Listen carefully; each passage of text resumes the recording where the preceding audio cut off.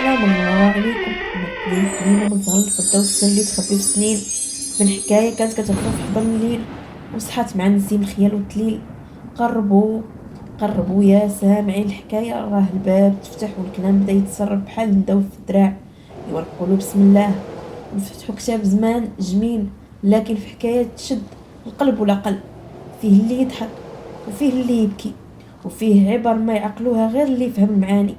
من بين خيوط الليل الساكنة، حيث الزمان يهمس بالأسرار وتناثر الحكايات بين الظلام، يظهر الزهر الفضي وباش يكشف عن أسرار دفينة صادحة بالصمت اللي يشقق طريق الألف الحرف.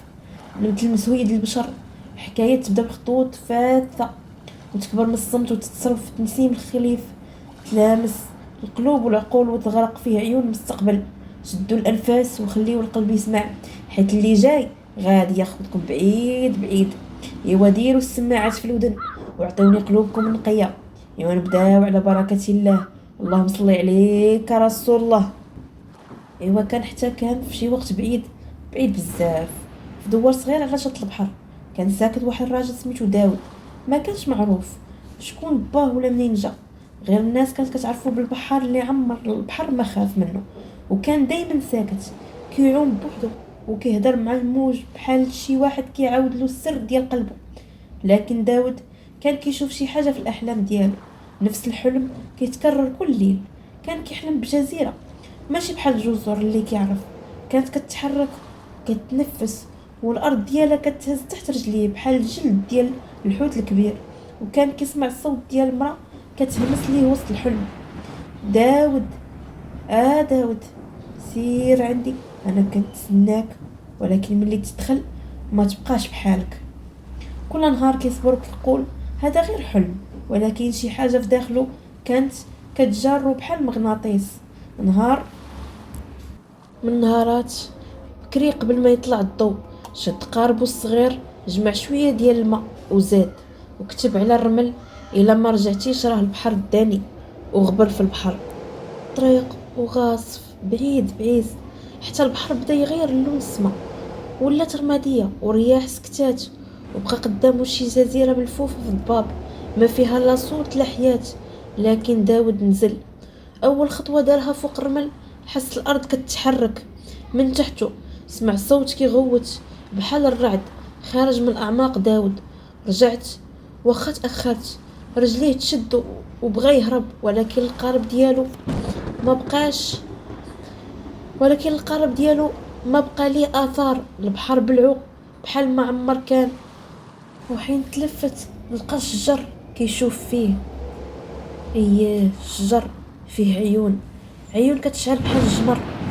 تقدم شويه حتى وصل لقبل جزيره، ولقى ناس ولا شا كائنات، نص بجر ونص نبات، بلا لحم بلا دم، كيهضروا كاملين بصوت واحد: مرحبا بك في بطنها، الجزيره راها حيه وكتاكلك من بعد ما كتغيرك. بدا كيرتجف: علاش جبتوني؟ شنو بغيتو مني؟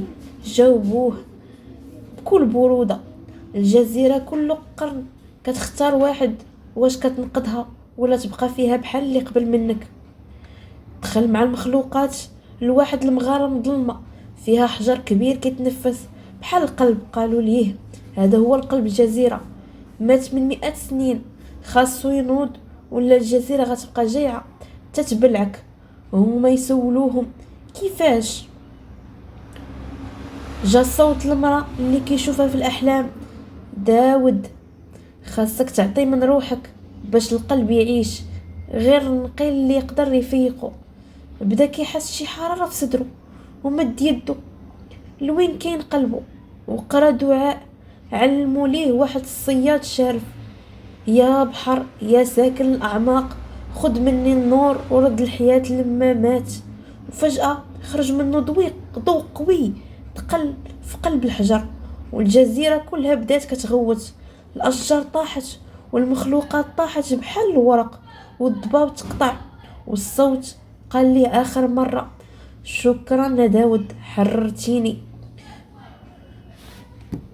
داود فتح عينو فجأة ولقى راسو فوق الرمل وسط دوارو، والناس دايرين بيه كيقولوا له: فين كنتي هاد السنين؟ راه غبرتي علينا. هو ساكت وكيشوف البحر من بعيد وعينو عامرين بالسكات ما يتعاودش، يديه خاويات غير في وحدة منهم. كانت الصدفة غريبة، كتلمع بحالها جاية من عالم آخر. ومن داك النهار داود ما بقى هو داود، كان كيضحك ولكن ضحكته ماشي ديال البشر. وكان كل ليلة كيخرج للبحر ويقلس وكيتسنى شي حاجة، بحال الا الجزيرة مازال كتعيط عليه. وإلا جاك شي نهار في حلمك صوت كيقولك تعالى، تعالى هنا حيت لا يعاود أحد، رد البال راك قريب بزاف من الجزيرة اللي كتنفس. وهذه هي حكايتنا الليلة. وخلي بالك البحر ما يحمل غير الموج، وكيحزن الأسرار حتى يجي وقتها. ما تنساوش تشاركوا في القناة، بقاو معايا حيت الحكاية الجاية يمكن تكون على شي مكان ما يخرج منه حد حتى الحكاية الجاية. خلي عقلك سابح وخيالك طير. والسلام عليكم.